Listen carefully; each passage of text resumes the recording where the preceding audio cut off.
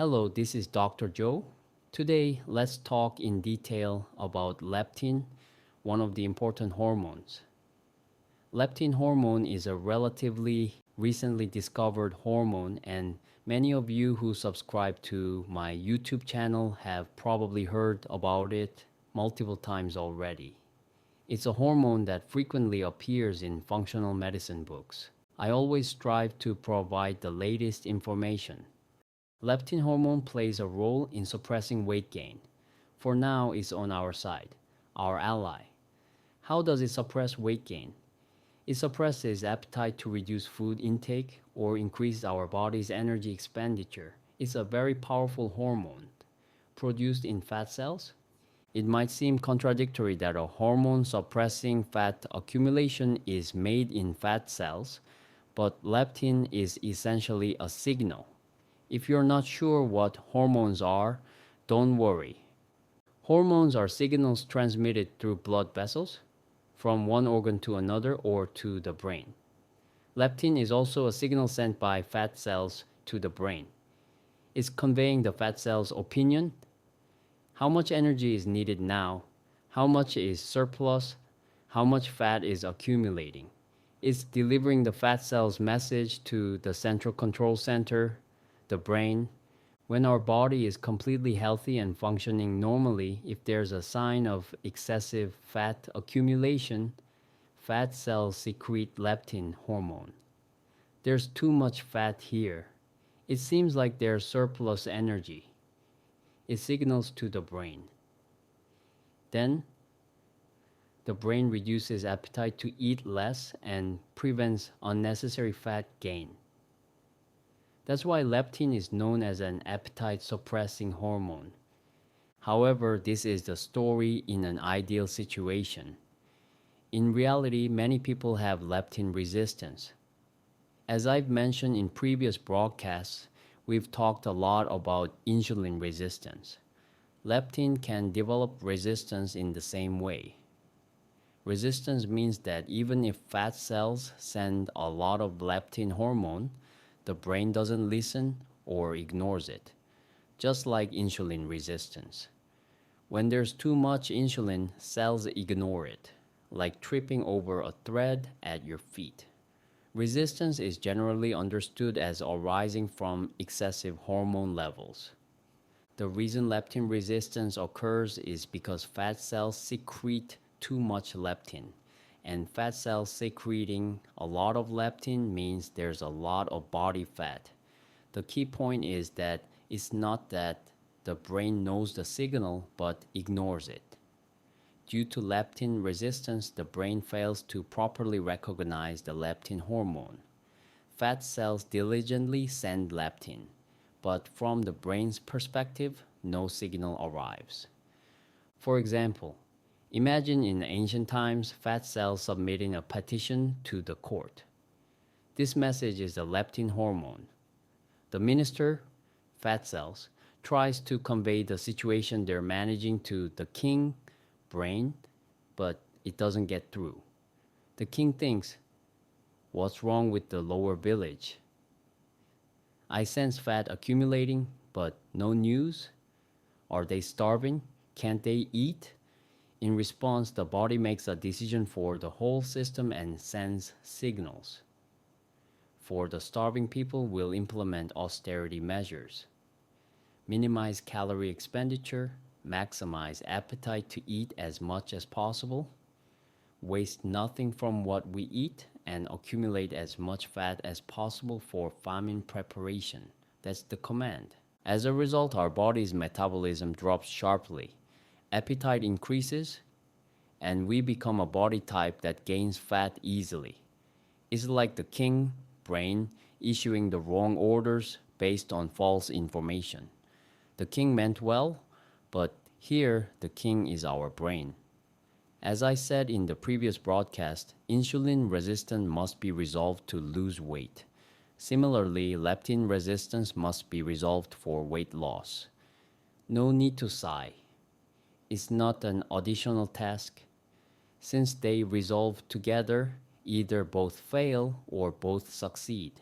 It's a double down effect. Remember that. Hormones are signals. Turning signals on or off is relatively easy. Ignoring the switch and focusing only on metabolism or calories makes it exhausting. When leptin was first known to suppress appetite, experiments were conducted expecting great diet effects. They tried injections or oral administration, but there was no effect. Even with high doses like insulin, resistance developed. In fact, excessive administration led to worse outcomes. When leptin resistance develops, leptin levels rise. Hospitals can test leptin levels, and the normal criterion is generally 12 nanograms per milliliter or below. But like all hormones, too high or too low is not good. If too low, appetite increases and fat gain is easy. Moreover, reports indicate increased risk of dementia or Alzheimer's. Conversely, if leptin levels are too high, fat still accumulates. When levels rise to the point of causing resistance, it creates the same phenomenon as deficiency, just like insulin resistance. Type 1 diabetes has no insulin secretion from the start, while type 2 has excessive secretion leading to resistance. The result is the same, diabetes. Leptin is identical. If leptin is insufficient, appetite suppression is difficult. If too much resistance develops, leading to the same situation where appetite suppression fails. High leptin levels make appetite suppression difficult, leading to fat gain, but also accelerate aging and increase infertility risk. Additionally, risks of diabetes, heart attack, and cancer rise according to studies. However, there are lifestyle habits that raise leptin levels. Sleep deprivation, stress, and thyroid issues. Leptin is deeply linked to stress hormones. People with insulin issues or hypothyroidism often have concurrent leptin resistance. You know, hypothyroidism patients gain weight, right? Even without a clear hospital diagnosis, functional hypothyroidism is quite common. For those struggling to lose weight despite efforts, I recommend a leptin test. If leptin exceeds 12 nanograms per milliliter, thyroid hormones, especially T3, decrease, and reverse T3 increases. Thyroid hormones mainly include T3 and T4, with T3 being the most important active hormone. When T3 activity drops, weight loss becomes difficult. Hypothyroidism patients are prescribed levothyroxine, which is T4. It must convert to T3 in the body for effect. But if conversion fails, the medication doesn't work. Patients with high leptin levels need caution with thyroid medications. The drug's effectiveness weakens, leading to constant dose increases. Because leptin interferes with efficient T4 to T3 conversion. Conversely, iodine aids this conversion. Studies show adding iodine to levothyroxine improves drug efficacy. So what should you do? As mentioned, insulin and leptin resistance can be addressed simultaneously. Modern people eat too much sugar, processed grains, and carbohydrates like junk food. That's the cause. So change your diet. Moderate carbohydrate intake and avoid blood sugar spiking foods.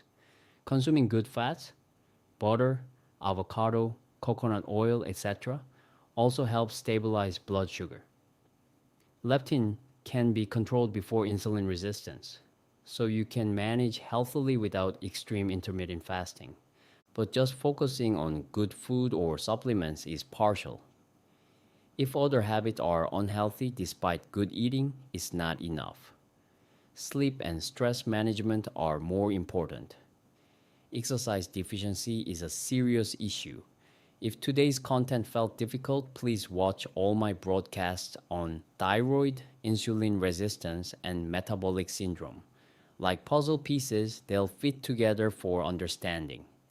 I also recommend related books. Thank you. If you have questions, please comment below